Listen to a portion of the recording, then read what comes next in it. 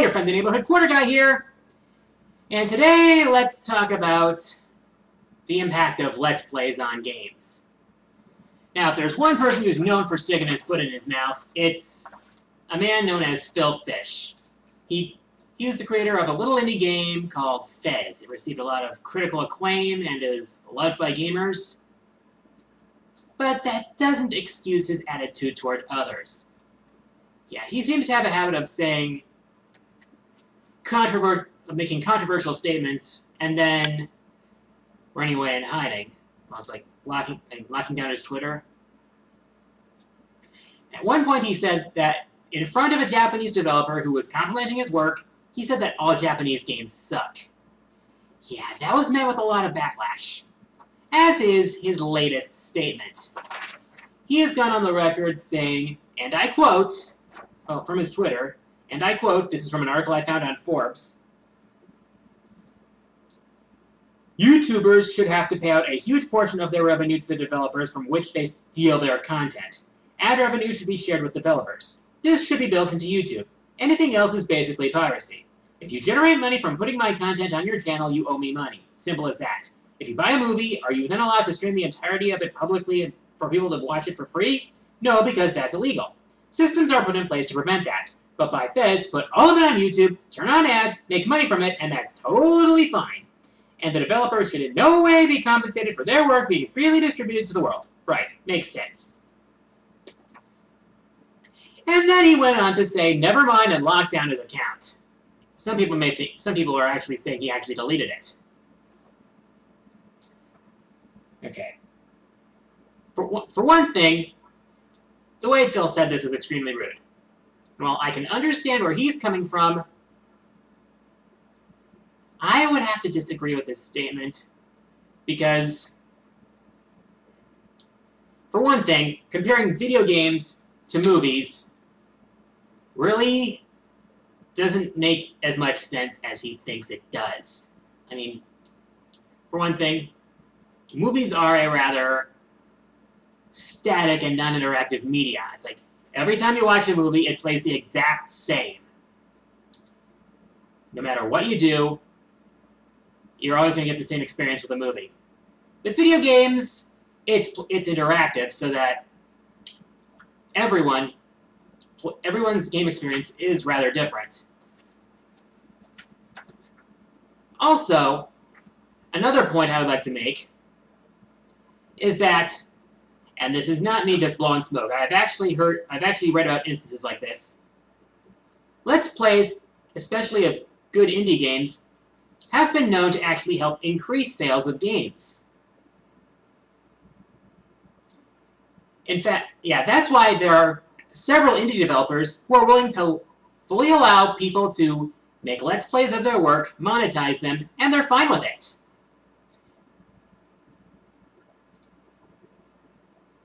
Which is, yeah, this is also why I question Nintendo's decision to ask to receive a portion of the revenues from Let's Plays of their games. Even though I will say it's better than they wanted to do before, which is, you know, take all the money. But yeah, if Let's Plays can help indie developers sell more copies of their game, then I say that's a win for both people. The developer gets more sales, the YouTuber gets ad revenue, everyone wins.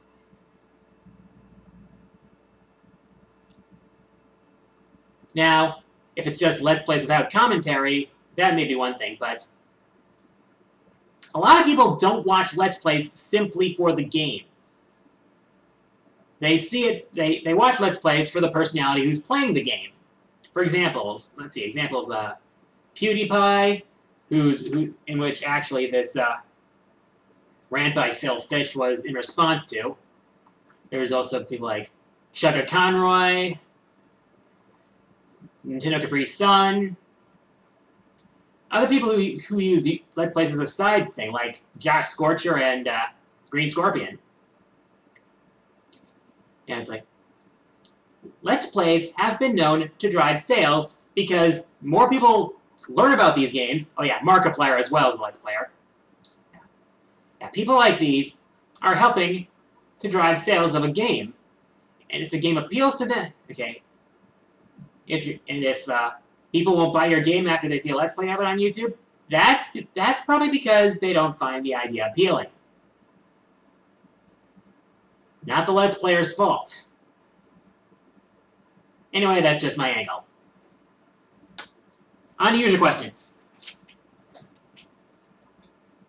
First question comes from Wild Commander Gavin, who asks, do you ever do a Ragna the Blood Edge riffs on your previous and some of your videos? No, and in case you missed it the first time, hell no! For one thing, I'm not quite as good a voice actor as some of the other content makers on YouTube. And for another thing,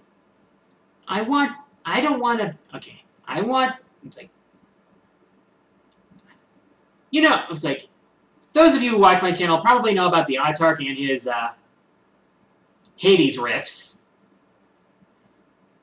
And if I did something like that on my channel, it would probably just be copying. And, yeah, I copy it. I think I copy enough already. It's like, some people have, it's like, I know one person has at least accused me of ripping off Josh Scorcher with these videos alone. I mean, unscripted vlogs, user questions, yeah. Josh doesn't have a monopoly on those. As much as I respect the guy, he does not have a monopoly on stuff like this, on unscripted vlogs. But for the riffs, for one thing, I'm not a good voice actor, and I can't really do a good Ragna. And besides, I'd like to leave that to the Autark. Next question comes from Peter Tilton, who asks, when did you stop doing recaps in your countdowns? It was after top 15 most hated characters. Also, I didn't do a recap of my top 15 arcade games in the 1980s either. It's like,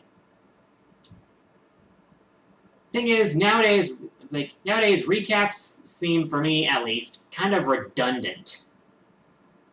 Though I do a kind of recap of sorts in the credits of my more recent videos. However, if a project is divided up over multiple parts, I might do a recap. But other than that, probably not, because it feels kind of redundant. Next question comes from Vane Ryu, who asks, would you consider doing LPs? Funny you should bring that up when I was just talking about Phil Fish's controversial statements about Let's Plays. But,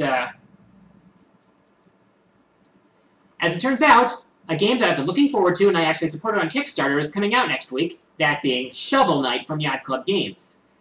I've already received permission from them to do a Let's Play, and I intend to do one. The question is going to be getting to it, and also, since I am an idiot, I'm going to be going in blind. That means you're going to be experiencing it as I do for the first time. Well, unless you play it yourself before then. Now, here's the thing about the blind Let's Play. I'm going to make sure that I don't record every death. I might have a fail-tage at the end, but Shovel Knight's a game I've been looking forward to, and I've got a feeling it's going to be a lot of fun to play and to Let's Play. So look forward to that. Next question comes from Metroid Assassin, who asks, what are your opinions on Metroid Other M? Ooh. This is going to put me in a dicey situation either way, so I'm going to say it like this. For me, Other M was a mixed bag. I enjoyed a lot of the gameplay, minus the annoying search segments. Seriously, green blood on green grass? Really? Though I will, however, the delivery of the story and some of the plot holes were hard to stomach. Well, okay, and while the authorization system for power-ups made sense, there was one point where it really, and I mean really, got on my nerves. Now, Now, correct me if I'm wrong, but couldn't I have used the Varia suit before entering the volcanic sector? I mean, really. The Varia suit would have been a lot more helpful through the volcanic sector, and Malkovich doesn't authorize it until near the end when I'm about to face the boss. Are you kidding me? Also, it's like... I really didn't like Malkovich.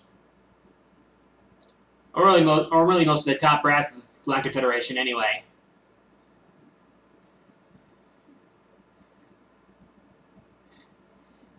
But yeah, my thoughts on Other M?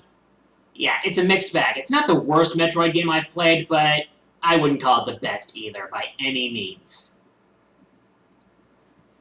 Final question comes from Zorua Lover, who asks, is there any character that you really want to see in Smash Bros. 4? I have gone over this.